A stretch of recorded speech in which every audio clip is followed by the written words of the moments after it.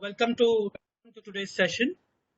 Today's session is on the importance of selecting correct design elements a web while designing a web page or the e-learning content.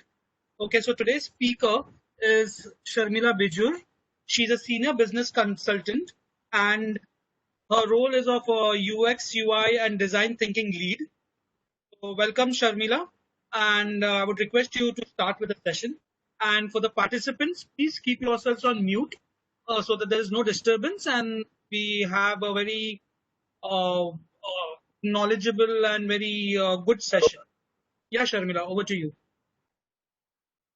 Thanks, Sydney. Hello, everyone. This is Sharmila. Let me just start by sharing my screen first.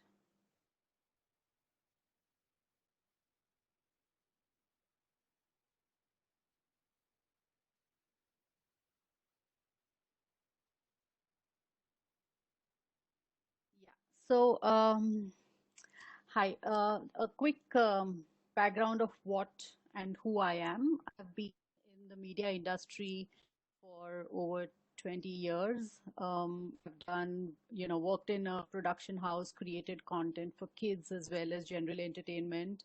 I've worked at a children's channel, um, animation studio, graphic design studio.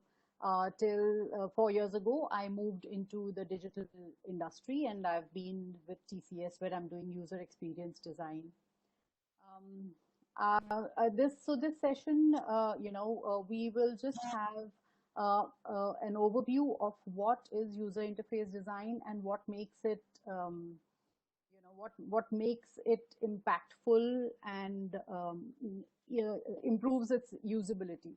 I'm assuming most of you in the group are from engineering backgrounds. Is anyone from the design background too? Are all of you from You can unmute yourself and answer in case you want to answer. Okay. So, yeah, so, since you are all from design background, I've kind of tried to keep it very simple, just so you have an understanding of what and how does the UI designer think about when he designs a page. What you see up here on your screen is the user interface. Sorry, this date is, this is how MSNBC looks today. Okay. You have how the information is, and where this is how this page looks. Now, as you can see, it's very easy to follow the news. What is the main news up front that you saw in the earlier screen. How you can move around and maneuver, find your way around. But 20 years ago, this is how MSNBC website looked like. You had a whole lot of hyperlinks. The segregation of information was purely with color and alignment and columns, but there was no clear visual. There was no single point which drew your attention, except for maybe now if there's an image, then that's what it is. But everything else there was no hierarchy. There were just these hot links, hyperlinks everywhere on the page. Something wrong. This is another example of a UI, which is Nature's Basket, again an online store where you buy a lot of your groceries from. I'm just showing you these because we'll keep referring back to these as we go onward. Now, what makes, why do we use UI design and what is it? So it's basically the user interface for any digital medium that you interact with. And you use the design elements to bring into focus on information and to maximize usability and user experience. User experience as in ultimately whoever is interacting with the user interface and how efficiently can he do it. The journey of a UI design starts off with these sketches, once you understand what the website or the app is supposed to perform, the action that has to perform, then the designer starts understanding the elements and placing them in a certain order so that the navigation flow helps the user find the information that he is looking for on that website. So it starts with these very rough hand-drawn sketches, and it moves on to where you use a tool which helps you make basic wireframes which show you the placement of what the information is, where's the image, where could the buttons be, and etc. Till it moves to a full-fledged web page, which is fleshed out with all the elements and the color palette and the branding of that particular company or brand that you are trying to um, execute. So user Sharmila, sorry to interface. interrupt, but your Yes. voice is very low. Can you be a little louder? Yeah, Uh, yeah. I Is this better? Is this better? yeah, this is better. Okay. Thanks. Yeah. So user interface design basically focuses on anticipating what the user wants and to ensure that the interface has elements that are easy to access, that a user can understand irrespective of what his level of whether it's his qualifications or the language, and he is able to use it to facilitate an action. For example, if it is, say, an airline website, then is the user able to browse through that website and find the destination he wants, find a journey that fits in his budget, and he is able to book his ticket accordingly. And the user interface also brings together concepts from multiple other design elements, which is interaction design, which basically is communicating, because it's the interface that is communicating with the user, or the visual design where you're saying that how should the buttons look, how should the text field look, when you're using a tooltip, how should it look and where should it appear. And information architecture is basically the hierarchy in which your information is accessed. Now, when you're choosing interface elements, which form the basic, elements that you find on a user interface, they consist of, multiple layers of elements. First is the input controls. Right now, I will just kind of, we will go further into each of these. I'll just kind of list out what they are. Your input control, that is whenever you're entering or any action that you have to execute. Then you have your navigational components, which, navigation, very obviously, that's what it says, that it gives you an idea of how to navigate or where you are at on the website. Informational components. So if you have your tooltips and all, they fall in your informational components. And containers. Now let's take the input controls. The input controls now, they consist of buttons. What would your button look like? How would it interact when you hover over it or when you press on it? Would the color change? Would it be an outline and then get filled with color, or would it be an animated button? All that comes in the buttons field. Text field is, all the fields where the user has to enter some content. Check boxes, of course, is, when you have to tick out, when you're given multiple choices and you have these check boxes where you tick, and then that kind of captures the information that is being given by the user. Radio buttons, drop down lists, boxes, toggles, date fields. These are all, various elements that fall under the input control. The date fields are where you have these date pickers. Invariably, they are, in your calendars, and when you're booking something, that's what comes. Navigational components are, again, your breadcrumb, which shows where you are on that particular website, which path have you taken and where have you landed. You have your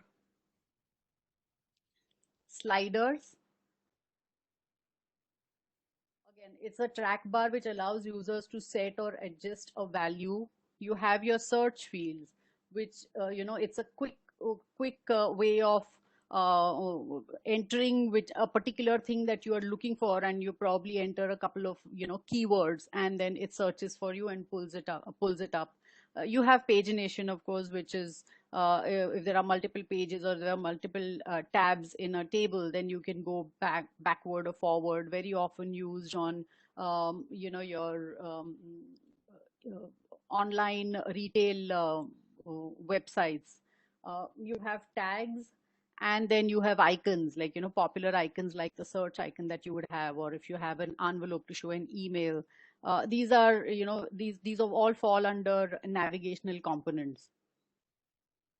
The information components would include the tooltip. So, for example, if you hover over a specific icon or a specific field, and then you have a little pop-up that comes out, so that could be which would have a little information which is to do with probably the action that is performed, or a tooltip that it tells you on what needs to be done. You have a progress bar where say when a particular form is being loaded, then you see, as the form gets loaded, you see the progress, so there's something happening at the back end, and you stick around. This usually, when you're doing your payment gateways and all, is where you use this. This is extensively used. Notifications, of course, you have your notification signs that come up and tell you whether there is something in your inbox or not that you can refer to.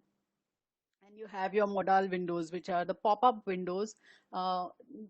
For example, when you have a sign-in window that comes up, so there are some websites or some apps where after your home page, if you want to do any more investigation or browsing, then you get a pop-up window which asks you to sign in or create a login ID. Those are the modal windows that we call, which basically require you to take some action.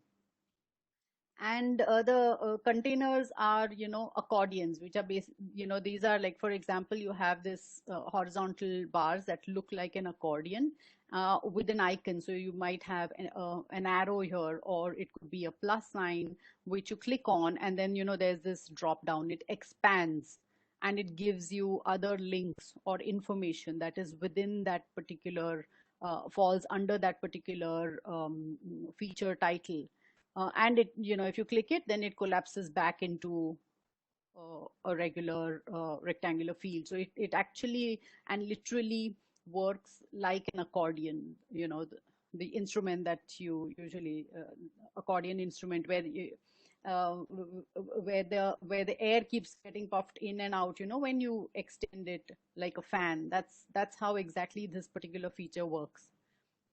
Now let's just have a little overview of, say, let's take the most popular element, which is the button. Now, how does one decide on how should my button look like? So what are the basic things that you have to think about? Is that use familiar shapes, because we have an inert sense of familiarity which helps us identify certain things, where you don't even have to read. It's instinctively, when you see a specific shape, that it's a button.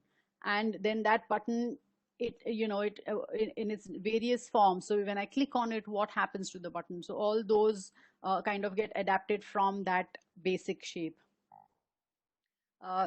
Next would be labeling the button, so that the user knows what is going to happen when I click on that button. So for example, here it says, if you want to delete something or remove it, then it says remove object, and it asks you whether you're okay with it, or do you want to cancel that particular action that you have given. So it gives clarity, so you just having a shape that looks like a button sometimes is not enough, because it depends on where you're using it and what's the context, and then you have to label it. Again, the size of the buttons, so you have to prioritize and you have to size them. So having a button, if are you using it for a phone, or is it for a tablet? what are the handheld devices that you're doing, or is it for a kiosk? And you have to then accordingly design the shape and the size of the button, because you can't have it too small. Then it's confusing. What is the distance between the two buttons? So you ensure that there is no error, that someone, if I'm clicking on, say, cancel, and by mistake it I get it presses on save, because the size of the buttons are too small, or they're too close together. um, then of course avoid too many buttons, because that ends up confusing them, and the user doesn't know what he should do or what he should pick. And then provide a visual feedback, so when there's a progression happening, your action has triggered a process at the end. It's always good to show that there's something happening, that you have to wait for it to be complete before you can move on. Now we'll just go into best practices. So when you're designing, are there any questions for, on these basic elements that I walked you all through?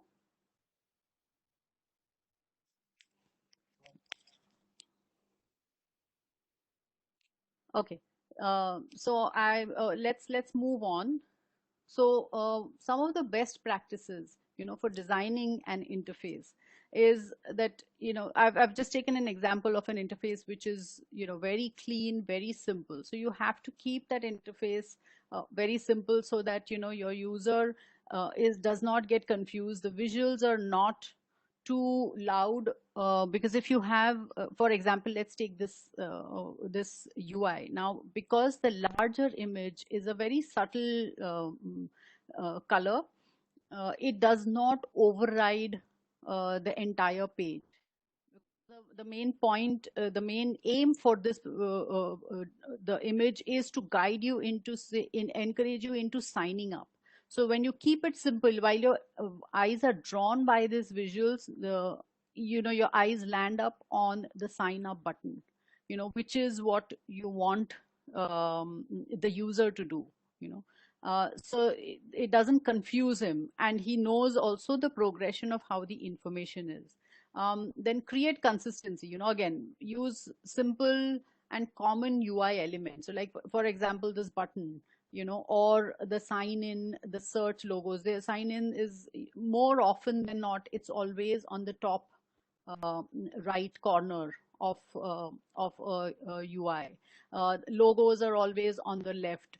It's not a hard and fast rule, but these are the most common rules that we follow. So what we're looking at is, on what is the more standardized way of putting these UI elements together. uh, be purposeful in your page layout. Now here again, because what you want is, Dribble is a site where you can only browse for a very short span. You can't go too deep into the website till you actually sign up. So they always encourage you to sign up, and that is the main purpose. They want more people on their website, so they have more traction, and that is what this is driving you towards. And strategically using color and texture. Now here, very obviously, your eyes are drawn to nothing but the sign up buttons, right? Because everything else is so much more subtle and toned down, that what is the intent of the designer, that he wants you to sign up. And your eyes, however much you drift to explore the rest of the page, your eyes keep getting drawn back to these two pink buttons for signing up. Typography. Typography is basically the text that is used on in any website or that you design, or an app. And typography is, again, the fonts that you choose. What is the size of the font? For example, if you see here on this website, Nature's Basket is the logo, which is, again, they have it's a more free flowing style for the logo that you have used. But for the rest of it, they have this very sans serif sans serif font is basically something that does not have a cursor. For example, if you see here, they are all straight lines, right? The best practice is the font I've reached. It's a sans serif font. It has no cursors. But if you see Times Roman or the newspapers, very often when they have the content that is printed in the body of the text, that has a fine serif. So it's I can't find any here on this page, but it has, it has a little. So it would have a P would have a little, a little jutting out corner. Those are called serifs. They're like basically stabilizing the letter, when it stands on the bottom line. So on a website or most of the digital sites that we create, we try to keep it sans serif because however fine or however small you go, it still stays very clean. So as you can see here, this is a sans serif font, and while the font is barely 8 point, it's still clear and visible, and it's legible. You know what it reads. I don't have to zoom in. Similarly, the size of the font, the color of the font directs your eyes. So these are, this is a larger font, which is now, because it's selected shop by category, font has become larger, and it is the color has changed, while the other features are a constant black. Within the panel that they have, again, the headline, is a larger font, while the body text is smaller. This also shows the hierarchy, and it impacts how the visual, flows when the user is looking at something, how his eyes move from the headline to the text, or the body text. And then as you go into the sub features, then you'll see that they become smaller. Your text becomes, the font size becomes smaller. So that shows the hierarchy of your information. You also have make sure that the system communicates what's happening. So when you say that it's communicating something, now that again is, whether is it a progress bar, or are you when a page is loading, is that what is happening? I mean, or if I click on a specific point, and I'm waiting, I don't know if it has acknowledged that I want to move on to that particular section or not. So that's when you have those little icons that show it's loading, or you have these little dots at the bottom that move from one end to the other, and it shows you that there is some action being performed. There's a command that is being performed in the back end, which is going to respond to the action that you have triggered. And think about defaults. Like for example, in this website now, defaults are, if I'm picking up a city, now Nature's Basket is across the country, and if I open it, the first thing it asks me is, where are you located? So it's very intuitive.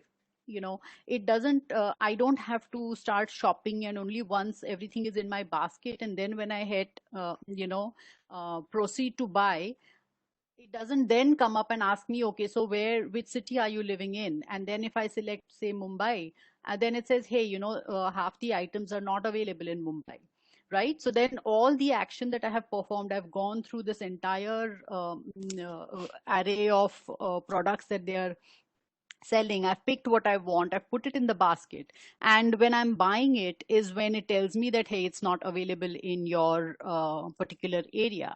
So again, if an intuitive website will tell you upfront, saying that, the minute you load up Nature's Basket, you'll get a little drop down that says that, which city are you in, and then you can select the city and you move forward. So and then further asks you which is the pin, your area code. So if you put in the area code, then it can also give you information saying that, yes, we do have delivery for your area code, or we do not cater to your area code yet. So I know upfront what I'm in for. And I don't waste any time in doing all my shopping only to find out that they can't deliver to my place. So that's what we say, that think about the defaults, think about how can you help the user be more efficient and preempt what his actions would be.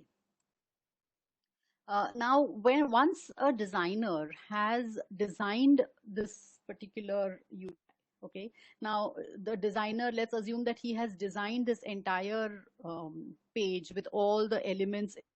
and he then moves it forward to the UI developer, because he is the one who is going to then translate this visual, this beautiful visual that has been created. He's the one who's going to translate it into into a code which can then be integrated with the backend, and all the actions that I want my buttons to perform, those actions will run smoothly.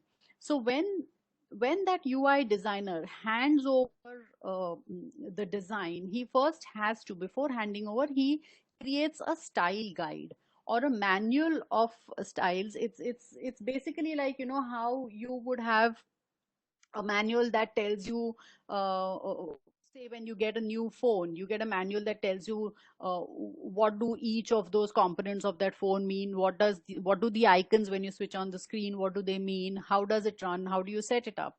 Similarly, the style guide is something that the UI designer creates.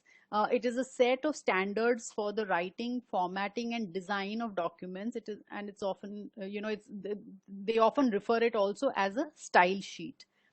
uh, these are some examples of how that style guide would look like. So when the designer hands it to you, he will give you, what is the landing page, what is the size, the width, and the height of that screen that you have to design, which or, what is the typography, so which font has he used, what is he used for the header, is it 75 bold and it's 72 pixels, then he has a sub headline which is a 32 pixel, and then and so on and so forth. And they have very standardized pixels that he has designed that entire layout. So he will give you a full detail of what is the typography used, the fonts used, what are the buttons, what are the sizes of the buttons, the colors used on the button, what is their state, so if it's in an idle state or if it has been clicked, then how does the button look like. If there are if there is, say, the user image that has to come in, again, what are the various sizes, down to a pixel, he will tell, he lists it all here, all the icons that have been used in the web, in his UI design, all the icons will be put on that particular style guide, the size of the text fields, what would be the width of the outline of the text field, when it is selected, does that outline change, if there is a prompter of the text field, then how does it look. So all this in full detail, the color palette right down to what exact color was used, how do all these work, they are put together in these style guides. And this style guide is, it's like the Bible. A really good style guide tells you everything in detail about that UI design, so that the developer can follow it to the T, and he knows exactly how specific elements work.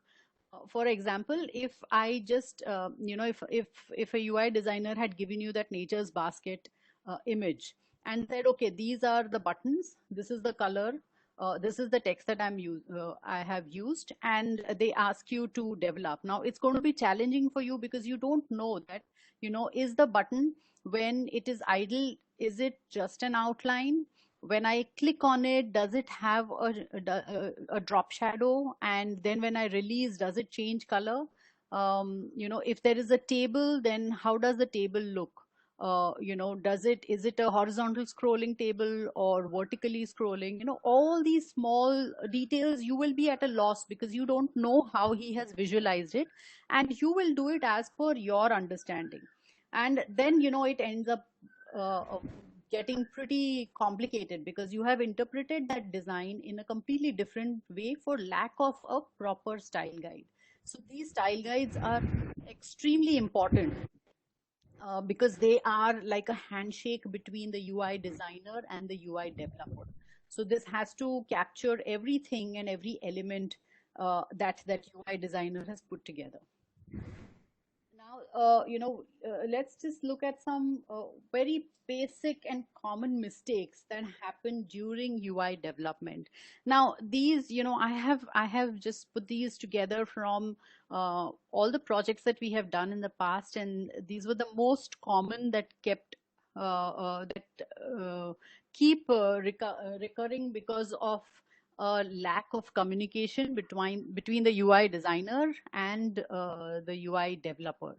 So first and foremost is basically, sorry, you know, always ensure that the UI designer gives a walkthrough of the style guide, because in spite of however comprehensive the style guide is, it is always, there are a lot of doubts that might come to the developer's mind, and he has to clarify them, because it just otherwise ends up him spending far more time in correcting, and the entire process just takes that much more longer, because errors have to keep corrected, and they just keep going back and forth between the designer and the developer. And sometimes, if the designer is unavailable, it just might get shared with the client, and then you have a very unhappy client, because they obviously, your UI does not look anywhere close to what the designer's design was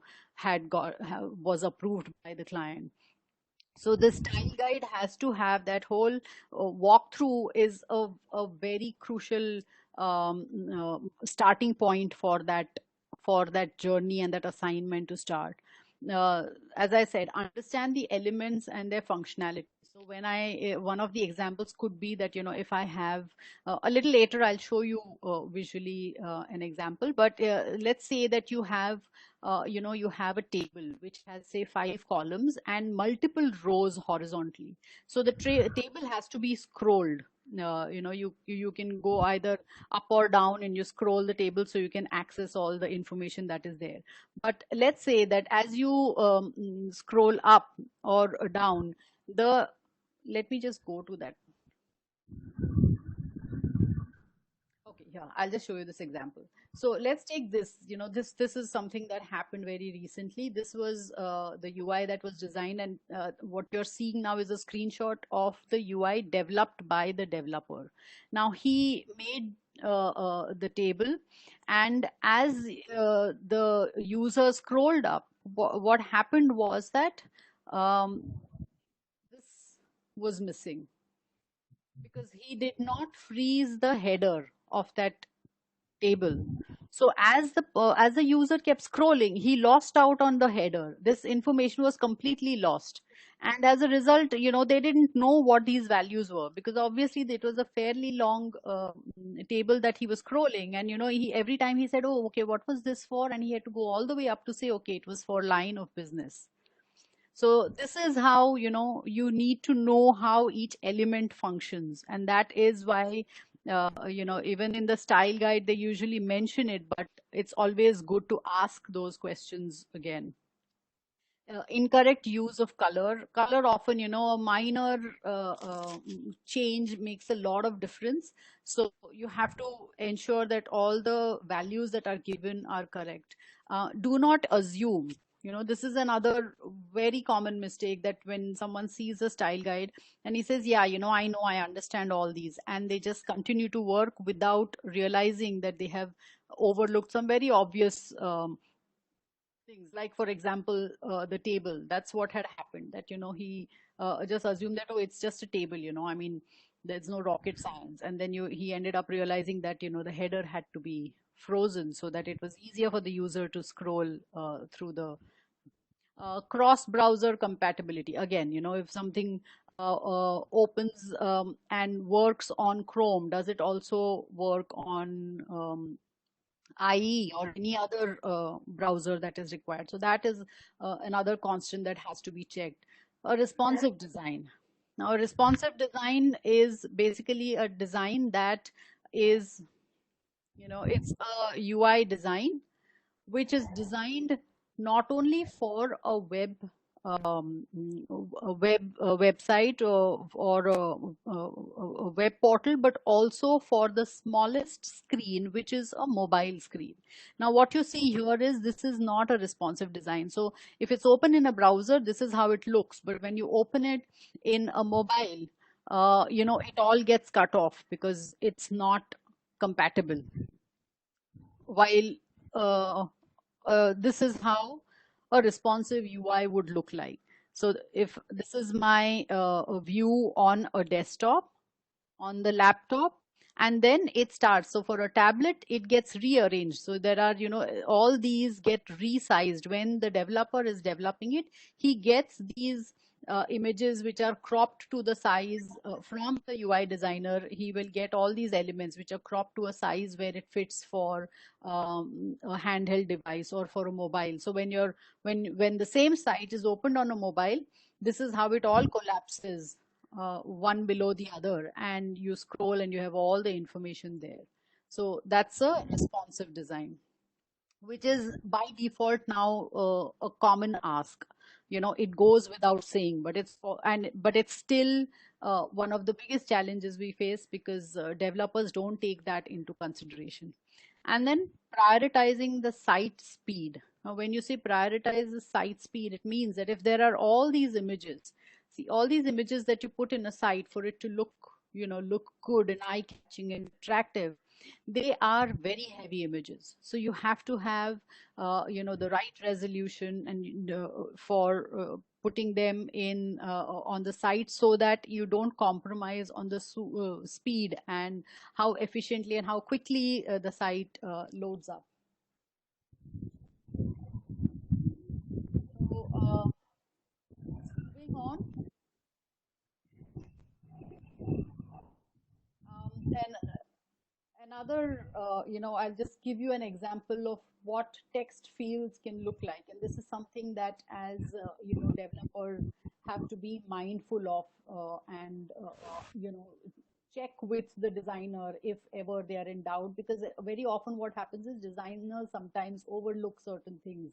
And the developers, if they are as alert and are following trends, they can also suggest and contribute the designers, because there is while the designers are great at designing, the developers are technically much more savvier. So sometimes the designers can come up with a design which they feel is, just absolutely mind blowing. But when it goes to the developer, he says that, hey, this is either it's not practical, or it's time consuming, or it's going to take too long to develop. So it always has to be a give and take between the designer and the developer.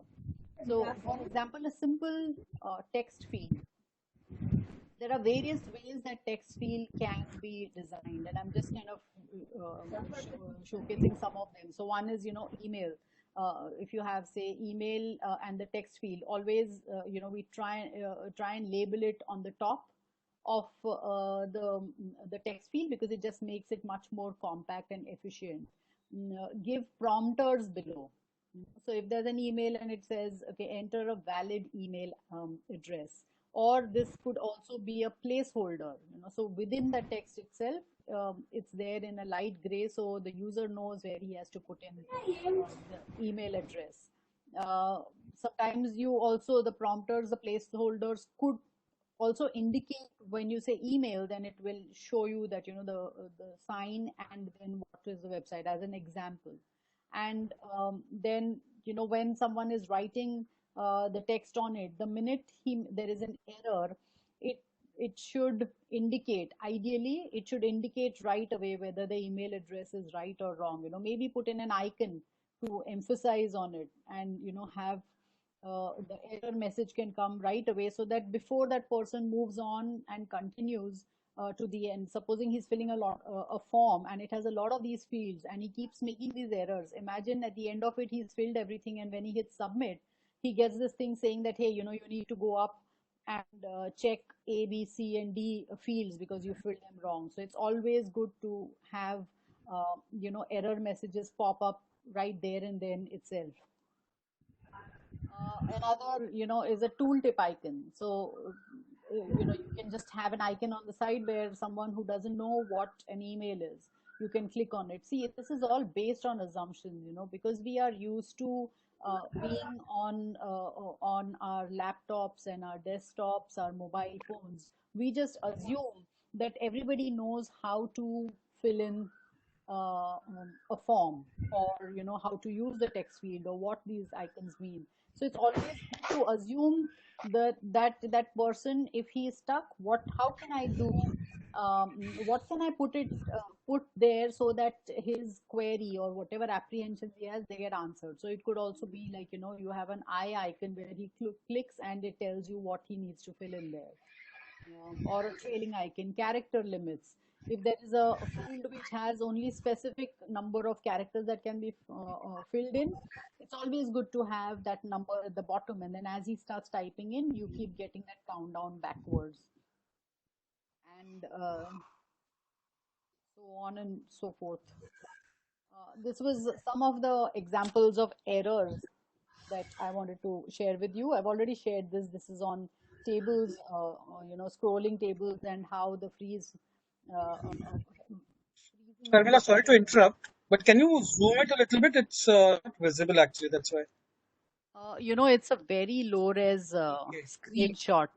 Hang on, let me see if I can.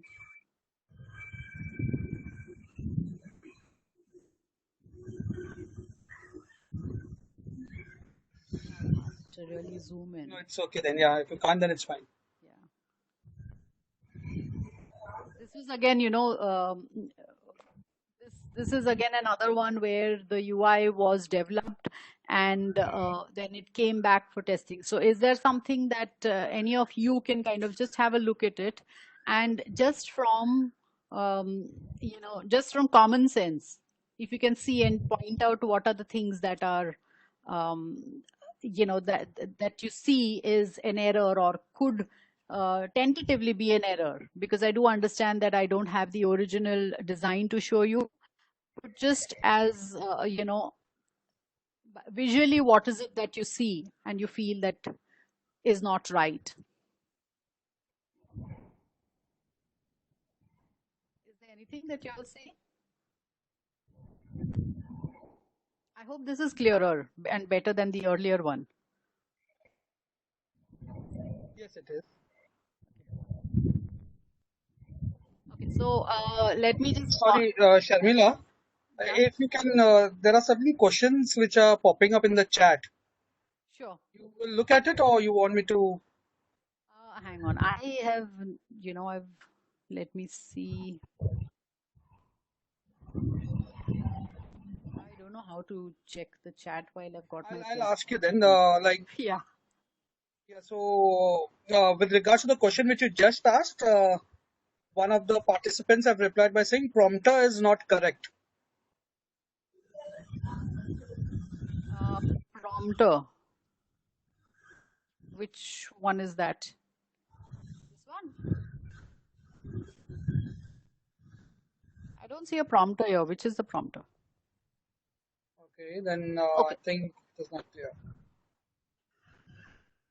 And there were a couple of more questions. Should I go ahead and ask yes, around? please go ahead. Go ahead. Yeah. So it is that one person is asking if we have to create all the UI elements, HTML, CSS, or is there any other software? Okay, so I'm sorry, I forgot to clarify this in the beginning. So I am a designer. I'm not a technical person. Uh, so I'm not, I won't be of much help for you if you have any technical questions to ask. But I do know from whatever little bit that I, Google sometimes when we come up with a design element, is that there are sometimes certain codes that are already available on the net.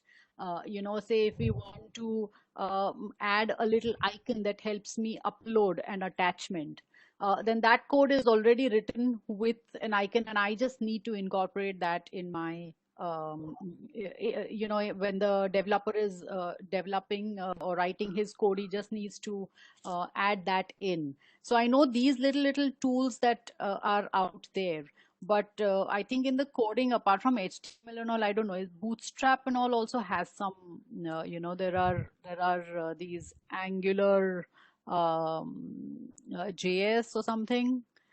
So I'm not a technical person. I mean, I can talk to you about the design elements and how best, you can interact with the UI designer to be able to understand why he has and why you need to do certain things in a specific way, so that because you will ultimately be translating his design and it has to be as close to the approved and signed off design by the client. So that's why that handshake has to be as smooth as possible. Another participant has asked, so on which platform you are doing designing part? So we use, till about a year and a half ago, we did a lot of it on Photoshop or Adobe Illustrator. But in the last year or so, we are extensively using Adobe XD for the wireframes as well as the visual design. And that is, it's a very versatile software. And the best part about it is that once we design the website or whatever the UI, it automatically generates a style sheet which is complete with the color codes, the sizes of the buttons, how many pixels, the font library, everything. So that has made it so quick and efficient to translate your design and have that style sheet ready. And then we just kind of, we share the link. It's cloud based, so we just share the link with the UI developer, and he just has to open that link, and he has all the information that he wants there, along with the UI design as a whole, and the elements that are also shared individually. Can you repeat the tool name? It's Adobe XD. X as in the alphabet X and the alphabet D. Another participant is asking if we are going to use any software with drag and drop options. As in for what? You showed the earlier slides with the designing. So with regards to that, the question was, are we using?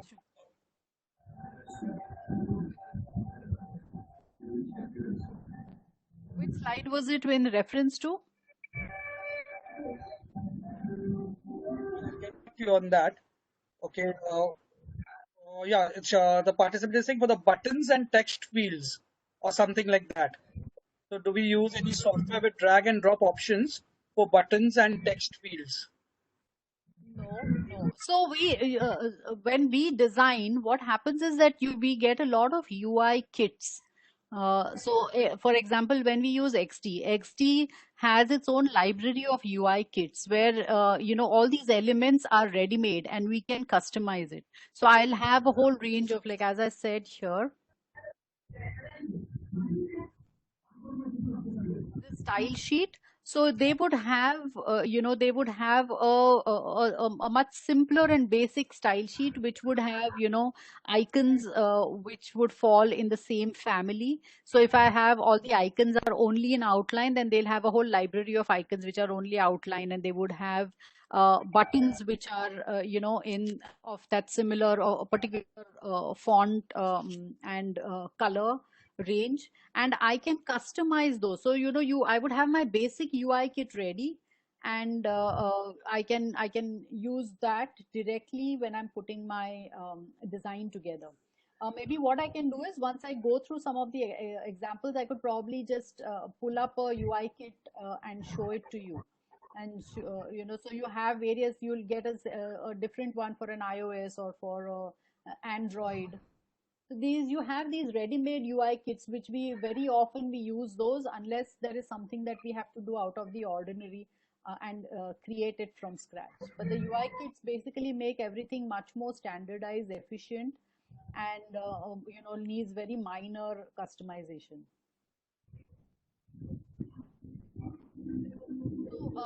Coming to this page, I'll just quickly point out what it is. Now, if you look at these now, this circle here with the number, this is the progression control, or you could say a navigation control. So you'll find that the number, the numbers which are placed in the circle, they are slightly offset. Can you see in the darker one, in the colored one, you will see that the number 1 is slightly higher in that circle and it's not dead center. So this is an alignment here. Can you see that? Yeah, so this is an alignment issue. And while very often developers uh, do not understand, or do not get it, they feel that no, it is in the center, but it is not. And as a designer, every pixel makes a difference to us. And when it comes out, especially when you see that you have such fantastic websites out there, that these little errors all add up. So to get that in the absolute dead center, again, your style sheet gives you, when the UI designer sends information to you, he will give it to you where it tells you exactly how many pixels from the left and the right is the number to be placed. And if you do that right, it will come exactly in the dead center. So these are slight minor oversights, but they make an impact when the final design is shared with the client, and the client will pick it up. Similarly, if you look at this gray header here on the table, you will find that there's a semicolon here. It's very faint because it's gray on gray. But again, if you see the semicolon next to every header that is here, it is slightly off. It's not in the center of the text. It has moved up. See there. So these are the kind of errors, and you have to have an eye for detail, and you have to constantly keep checking, because a minor, a colon or a dot in your coding can impact the design of how the UI will look like. So these are this is such a minor oversight, and the developer didn't even realize it, and it went to the client, and it had to, it came back saying that, he was like, hey, uh, it's clearly off, the alignment is off, and how could you not have caught this? So this is the kind of detailing that you have to start developing and looking at. Now again here, similarly, now here there is any suggestions or observations here?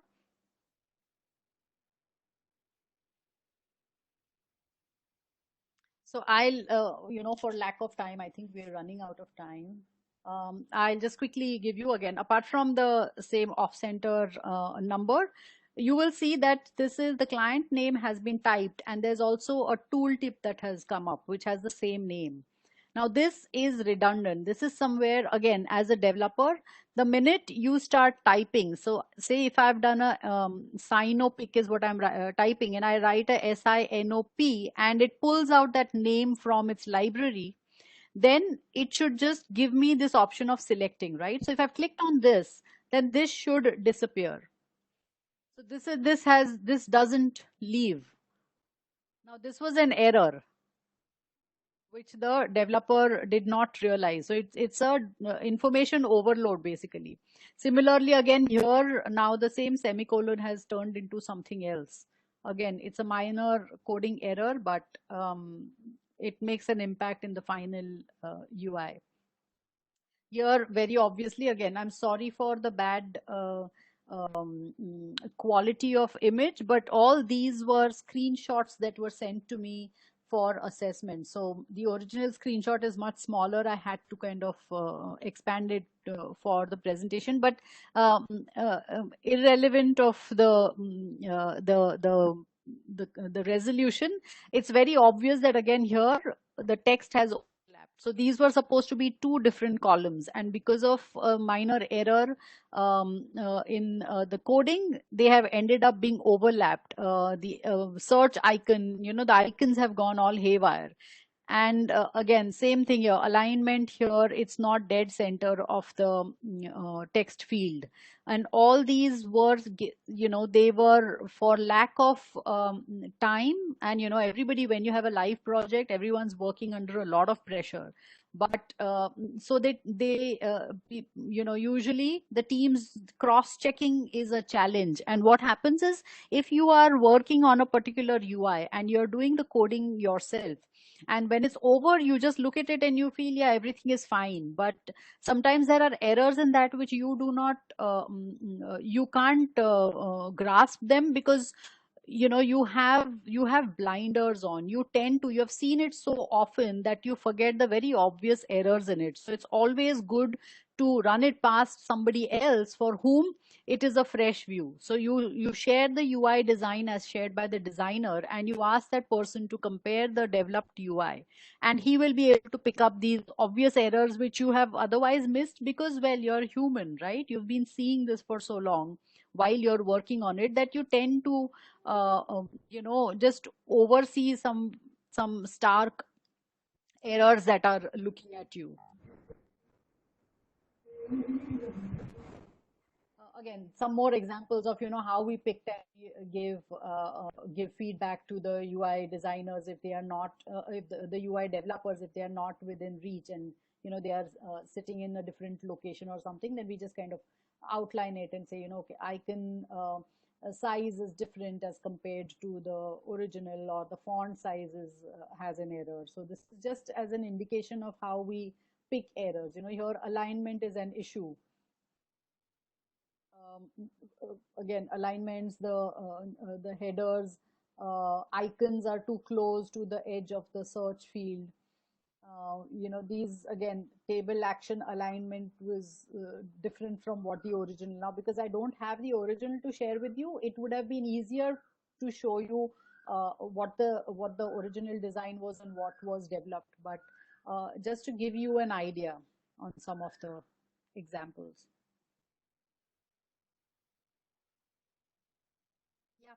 And that brings us to the end of today's session. These were some of the websites that I thought you guys can browse through. Medium.com, uxplanet.org, interactiondesign.org, usability.gov, intechnique.com, nngroup.com, trends.uxdesign.cc. These are sites that I use very often, and a lot of my colleagues also use, people in this field use. They will help you to get an insight on what are the latest trends, what are the most common errors, or if there are if there's anything new that is out there in not just UI design but also in development. As I said, that there are, if you Google and you browse, you find sites which have these small coding bits that you can just lift and add on to your program to make you just more efficient, in terms of you don't have to reinvent the wheel. If it's out there, just use it, but ensure that it performs the way your UI is supposed to perform. Yeah, that's it. Any questions?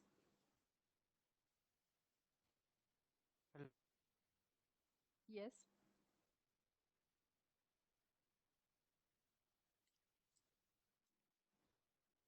I'm sorry, I can't hear you. Your voice is cracking. I am an engineering student, Yeah. but I am more into designing. So how should I shift to designing from my technical background professionally? Okay. So, do you have any design background? No, I have I School? you no, I just do graphic design. That's all I learned by myself. Okay. So, one of the basic things that for design, what you need is first a lot of exposure to basic design elements and understanding design in terms of design in pure form. So when I say that, it's things like, if you have a square frame and you have to take a photograph, okay, of a classroom, or say of nature. Let's assume that you are in a by the lakeside and you have to take a photograph. Then how would you compose that photograph? What would be the focal point of that image? And so if there is a tree in it, how would that tree be a part of your frame, and how will it lead the eye of the viewer who's seeing your photograph? Or what should be the color palette that you use? See, the thing is that you can get into design, but you have to get your observation and your understanding of design elements, which include the color palette and how to use it, the shapes, perspective. These basic design skills you have to understand. So if you can do a course which is online or something, get that in place first, because I have seen this often, and I had someone in my team who was an engineer who wanted to take up design, and he was very enthusiastic about it. But as it went, as I went through, I realized that he didn't have the basic understanding of design. So while he was very good at Photoshop and Illustrator, Adobe Illustrator, he had the technical abilities, but he didn't know how to use that 1 million color palette. And there used to be like a whole burst of, every design or UI that he designed, it looked like it was a holy event, because he would pick the brightest colors. He didn't know which colors to match with which. How do you do branding? So for that, what I would suggest is that you have to first at least do read up. Online there is lots of material online, so you can at least start from that. Start understanding what are the basic principles of design. Once you get those, then as you use your software skills, YouTube is a treasure trove of tutorials and guidelines, and that can help you uh, start moving, crossing over from your engineering background to into design. But and your engineering background will help you well in this, because you have a certain way of thinking and analyzing things.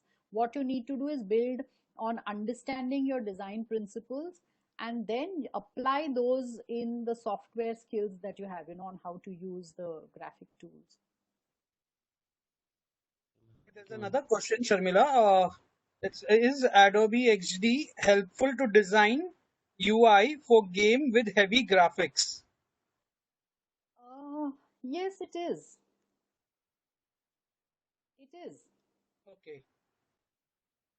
XD, in fact, is a very powerful tool, and they have a free 7-day trial, so you can just kind of download it and try your hand at it, or even go through the YouTube tutorials that are there on XD, and it will give you an understanding of what that software is capable of.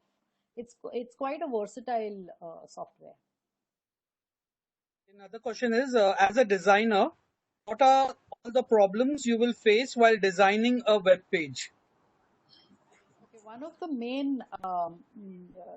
main challenge that as a designer we face is that when your customer or your client comes to you and says that I want you to design my web page, and I want to have it, it should have the wow factor.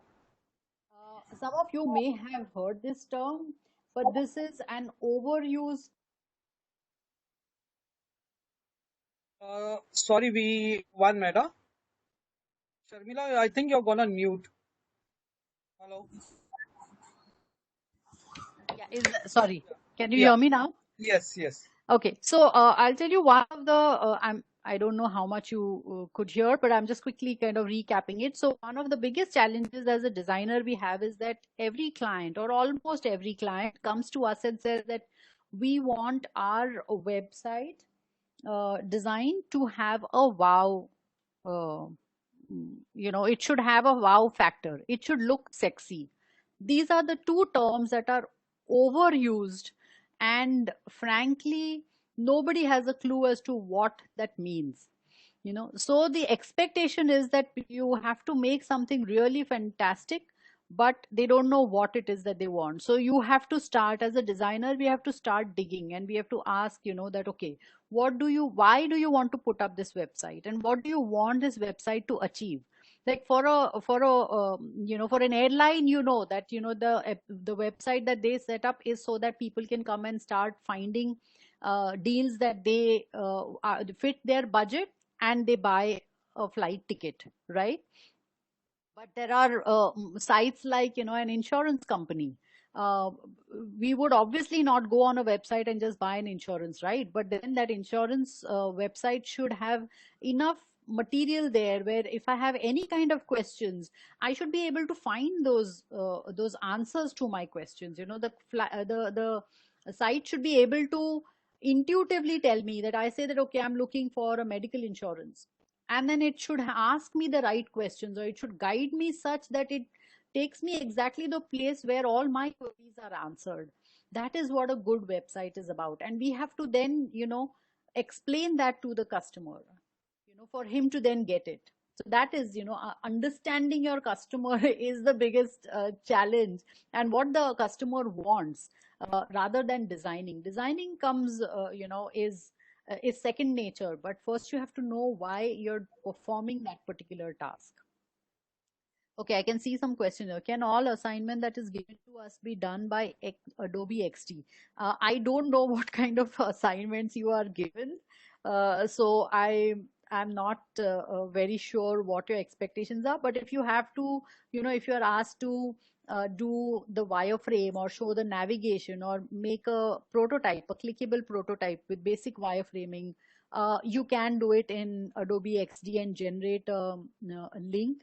You can you can make prototypes for apps with wireframes or even graphics, a proper designed UI, and make a clickable prototype, which is what you can use to present to your client before you actually go and start developing it, coding it, because it takes a lot of time to then for the coders to develop that the UI. But before that, you can just create that clickable prototype in XD and show it to them. Yes, well, a designer needs to have communication skills, yes, because ultimately you have to be able to see when a client comes to you and tells you what he wants in that web design or whatever you have been asked to design. Once you design it, you have to be able to walk him through your thinking as to say, for example, why is it that you felt you needed to use a particular font or a particular image or a particular color palette? Why do you think that certain features should be in the first level of communication and then the hierarchy of information?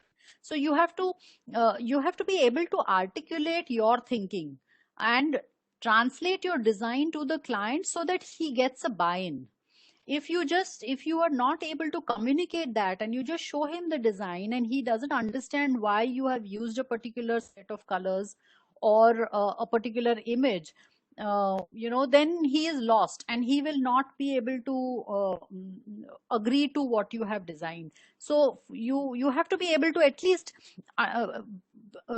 express what your thinking is behind that design, and that's why communication is good. It's a good skill to have. It's I'm sure you guys also have to in college, when you're given a project, you have to defend it, right? You have to present it to your professors or a jury, and you defend it, right? And then they'll grill you and cross-examine you and ask you all kinds of questions and try to make you uncomfortable. You often see that if you are clear in thought on why you have done it, you are able to express it that much better. Hello, ma'am. Yeah. Am I audible? Yes. Yeah. Good afternoon. Actually, I was using Photoshop, Adobe Photoshop, and I got one error that could not use the type tool because the scratch disks are full. And in this case, my C drive and D drive, like they have C drive has almost 45 GB, and like I have enough space. And I tried all possible ways to resolve this, but still it is not happening. So, do you have any idea like how to resolve this issue? I wouldn't know till I could actually see it. But you know, Right. for things like these, I'm telling you, uh, I use Google extensively. Like there are times when I search, I have these full sentences that I put in the search browser, Right. Right. and I get some really amazing, responses and links or websites that I can go on. So don't Mhm. hesitate. You know, use No, the I browser. have. Yes, I have tried all the ways like YouTube and Google, but it is not. Yeah, it's not happening. So that's why I asked. Okay, I'm sorry I can't help till I actually see it, you know, because it's Right, been a right, while since I myself also used Adobe Photoshop, because we've all right. moved to XD, so you know Photoshop and all, because it's so much more your files are so much more heavier when you use Photoshop, right? And Right. XD is that much more efficient. Okay. So I'll try D today. So I might get my. Yeah, just download it and try it and get a hang of it, because it's a really a great tool to, you know, software to kind of explore and Mhm. Right. And ma'am, one more thing is like the Adobe softwares are like we have to pay for this. So, like, so what can we do for that? Is there any other way, or we have given few options, similar kind of softwares option, but I feel like using Adobe, like we get more options when we use the Adobe yeah. software. So, what can Adobe, we? yeah. See, I mean, Adobe now, XD, in fact, for the longest time, it was free. It was a software for almost 2.5, 3 years. I used it free. Okay, And very okay, recently, it has come under the remaining licensed products. Uh, products. yeah. So, but there is again, I don't know if you intend to be a freelancer or not, but if you are if you want to be a freelancer, then Adobe, that whole creative suites it's a good investment, you know, and Mm-hmm. they give you a yearly subscription. I think they also have packages where you can just pick, you know, whatever those 2 3 softwares that you want, and then they throw in a couple of other free ones, and you can have a quarterly subscription. So Yes. now, yeah, I mean, there is no way around it now, you know, because they've made all this so Mm-hmm. airtight that the Mm-hmm. pirated thing no longer works. So Works. if you are a Okay. freelancer, then it's a good investment. But again, you know, it's up to you to see how much you can afford to invest upfront or not. You know, it's for each of Okay. you as a person. Mm-hmm. But if you are working on a project, then the project will invariably pay for the license, you know, for that particular period. Mm-hmm. Right. Thank you, ma'am. Thank Welcome. Any other questions?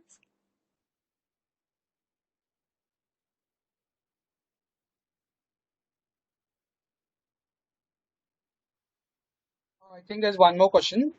What about the transition effects and animation effects for UI elements? Will designers do that or technical developers do that? Yeah, it's the technical developers who do that. So your designers will basically give you the flat design.